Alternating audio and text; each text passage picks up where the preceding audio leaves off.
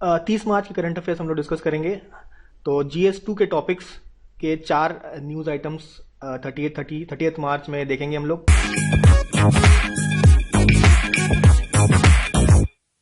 पहला तो gender equality के ऊपर, दूसरा आपका दिल्ली एक्साइज पॉलिसी, अरविंद केजरीवाल का जो अरेस्ट है और क्यों हुआ उसके ऊपर हम लोग बात करेंगे। उसके बाद हम लोग इम्यूनाइजेशन पे बात करेंगे। उसके बाद कॉटन कैंडी बैन कर दिया गया हिमाचल प्रदेश में, इसके ऊपर तो थोड़ा सा डिस्कशन करेंगे। तो ये 4 टॉपिक्स हम लोग आज के क्लास में कवर करते हैं। स्टार्ट करेंगे हम लोग जेंडर इक्वालिटी, और ये ऑब्वियसली GS2 में आता है, तो GS2 के टॉपिक्स है। तो WHO की एक रिपोर्ट आती है, रिपोर्ट का नाम होता है fair share for health and care. Fair share for health and care एक WHO की रिपोर्ट है। अब इस रिपोर्ट में क्या क्या बातें मेंशन की हैं। तो main topic of discussion is gender disparity in health care. Gender disparity in health care के बारे में हम लोग यहाँ पे डिस्कस करेंगे। इसमें क्या बात किया गया है कि जो आपके मेन है और वुमेन है वो दोनों ही आपके हेल्थ केयर में वर्क करते हैं, लेकिन दोनों के एम्प्लॉयमेंट में काफी ज्यादा आपको डिफरेंस देखने को मिलता है, और वो क्या क्या डिफरेंस है उसके बारे में चर्चा करते हैं। तो इस WHO रिपोर्ट के आधार पर ऐसा कहा गया है कि पूरे वर्ल्ड में ग्लोबल हेल्थ केयर वर्कफोर्स में वुमेन महिलाएं कितनी है, तो 67% महिलाओं को आप देखेंगे। तो फिर 60% महिलाएं अगर आपके ग्लोबल हेल्थ केयर वर्कफोर्स में है तो दिक्कत क्या है? दिक्कत है उनका पे गैप, यानी कि मेन और वुमेन में जो पे है उसमें 24% का गैप देखने को मिलता है। 24% पे गैप हमको देखने को मिलता है। देखा गया है कि जो हेल्थ केयर प्रोफेशनल्स में जो लो स्टेटस रोल्स हैं वो महिलाओं को दिया जाता है। लो स्टेटस का मतलब जैसे कोई भी लीडरशिप का रोल नहीं मिलता है। नर्सेस में आप देखेंगे ज्यादा नर्सेस हमारे महिलाएं होती हैं। मिडवाइफ ये भी महिलाएं होती है। तो ये बेसिकली लोअर स्टेटस जॉब्स में आपके वुमेन का एम्प्लॉयमेंट ज्यादा है, लेकिन लीडरशिप रोल जैसे कि आपके डॉक्टर्स हो गए और अपर मैनेजमेंट में आप देखेंगे कि महिलाएं कम है, जबकि महिलाओं का टोटल वर्कफोर्स 67% है, मतलब पुरुषों से ज्यादा है, लेकिन लीडरशिप रोल्स में आप देखेंगे कि महिलाओं का एम्प्लॉयमेंट कम होता है। तो अभी डेटा के हिसाब से कई कंट्रियों का सर्वे कराया गया, उसमें पता चला कि 30 से 100% जो नर्सिंग स्टाफ है ये तो आपके वुमेन है। नर्सिंग स्टाफ में आप देखेंगे वुमेन ज्यादा है। अगर डॉक्टर्स की बात करें तो 25 से लेकर 60%, 25 से लेकर 60% डॉक्टर्स जो हैं ये महिलाएं हैं। तो क्लियरली यहाँ पे ये पता चलता है कि जो नंबर ऑफ डॉक्टर्स में वुमेन कम है, लेकिन नर्सिंग स्टाफ में वुमेन आपके ज्यादा होते हैं। इसके अलावा जो वुमेन के जो रोल्स हैं उनके बारे में ऐसा कहा गया है कि तो मोस्टली महिलाओं को जो काम मिलता है हेल्थ सेक्टर में वो अनपेड हेल्थ वर्क है। ऐसा काम जिसके लिए पेमेंट नहीं किया जाता। जैसे किसी के परिवार में कोई बीमार है तो हम देखते हैं कि जो महिलाएं हैं वो ज्यादा केयर करती हैं, तो वो जो केयर है उसके लिए उनको कोई मॉनिटरी बेनिफिट नहीं मिलता।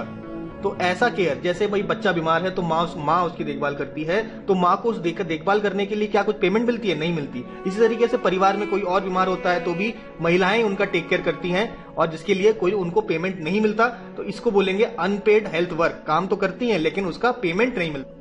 एक और डेटा यहाँ पे दिया गया है, रिपोर्ट में कहा गया है कि भाई 73% ऑफ द टाइम महिलाएं अपने समय का 73% समय उन कामों में देती हैं जिनके लिए उनको कोई मॉनिटरी बेनिफिट नहीं मिलता। अनपेड वर्क जैसे घर का काम करना, ठीक है, उसके लिए कोई उनको मॉनिटरी बेनिफिट नहीं मिलता।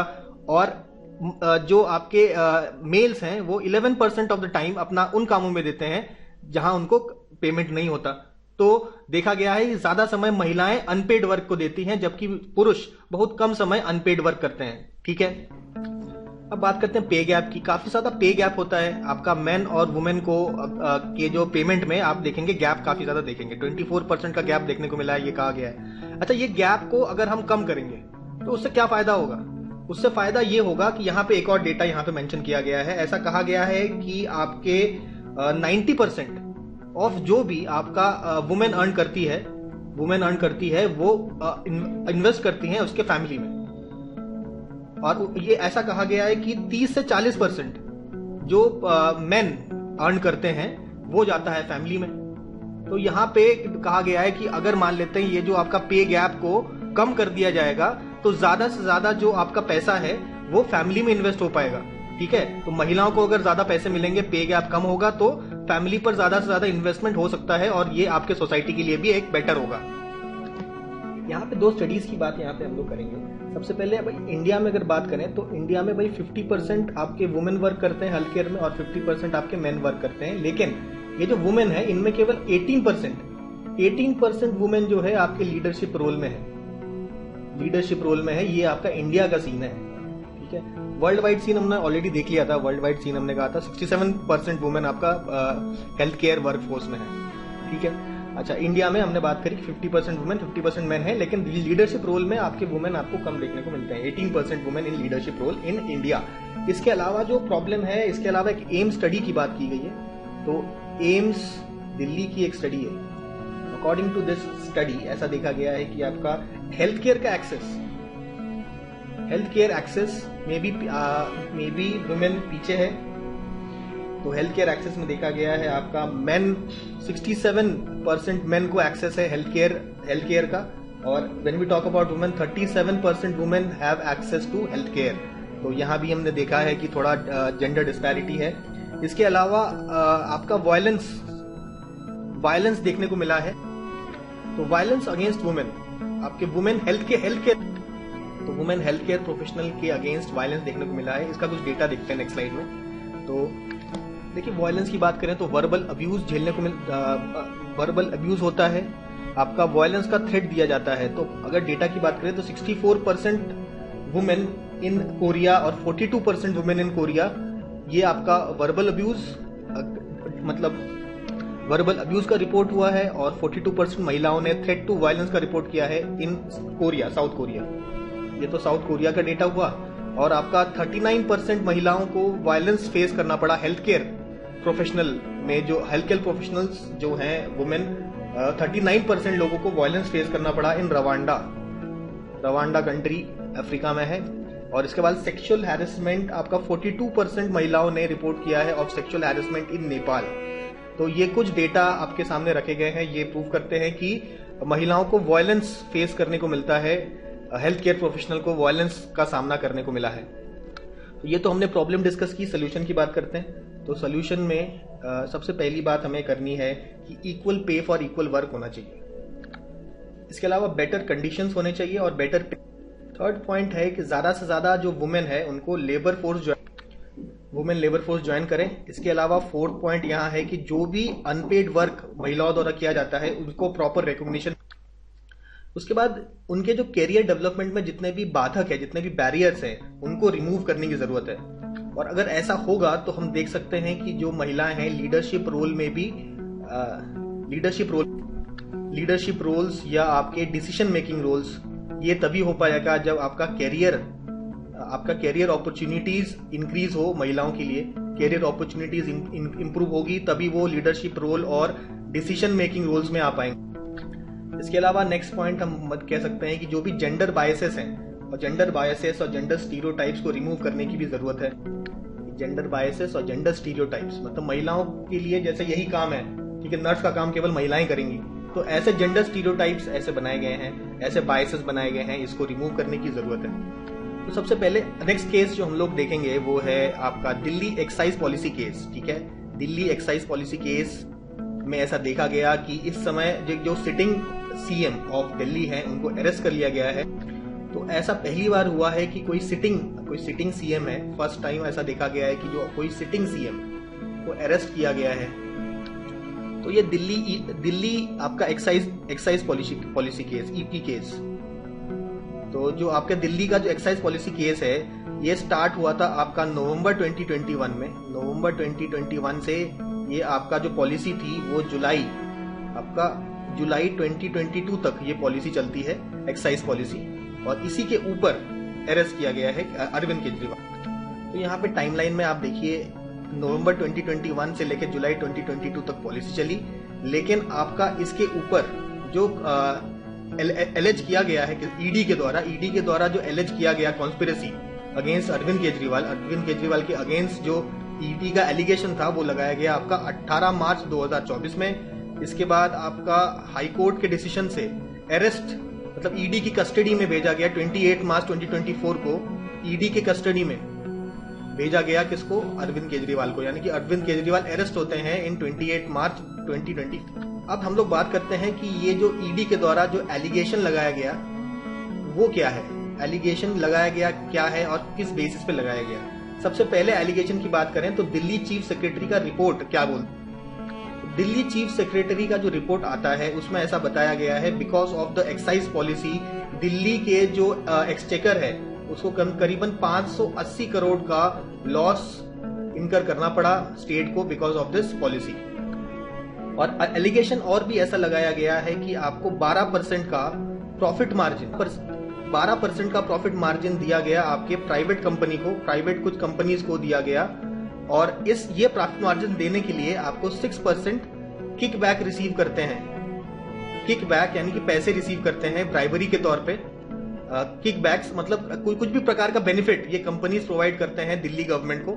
6% का ऐसा किकबैक मिला है दिल्ली गवर्नमेंट को, which is given by these private companies, जिनको आपका प्रॉफिट मार्जिन बढ़ा के दिया गया 12% तक का। और ये जो 12% प्रॉफिट मार्जिन होता है, इससे आपके जो लिकर, एक्चुअली शराब के ऊपर शराब घोटाला है, तो इससे लिकर कार्टेल्स का फॉर्मेशन होता है दिल्ली में, और इससे डायरेक्ट फायदा पहुंचाया गया आपके आम आदमी पार्टी के जो लीडर्स हैं उनको डायरेक्ट फायदा पहुंचाया गया है, ऐसा एलिगेशन लगाया गया। देखिए कौन कौन से प्रेफरेंशियल ट्रीटमेंट्स दिए गए ये देखेंगे, और देखेंगे जो भी किकबैक्स मिले हैं आपके आम आदमी पार्टी को, ये सारे एलिगेशंस लगाए गए ईडी के द्वारा। तो ये किकबैक्स का इस्तेमाल करके आम आदमी पार्टी ने क्या किया, तो पहले ये देख लेते हैं आम आदमी पार्टी ने क्या किया।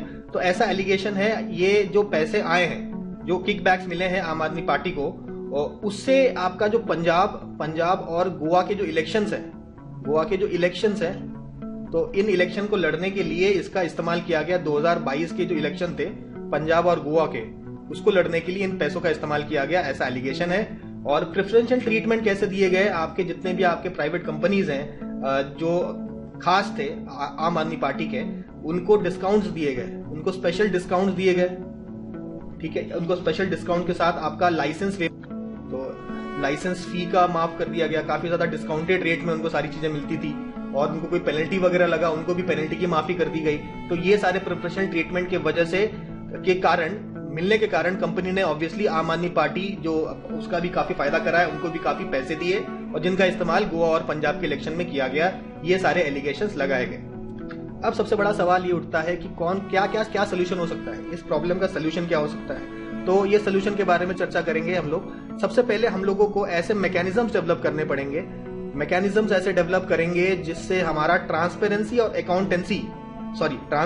और अकाउंटेबिलिटी, यानी कि सरकार के काम और ज्यादा ट्रांसपेरेंट हो, और अकाउंटेबिलिटी, पब्लिक ऑफिसर्स जो हैं वो अकाउंटेबल रहे अपने काम के लिए।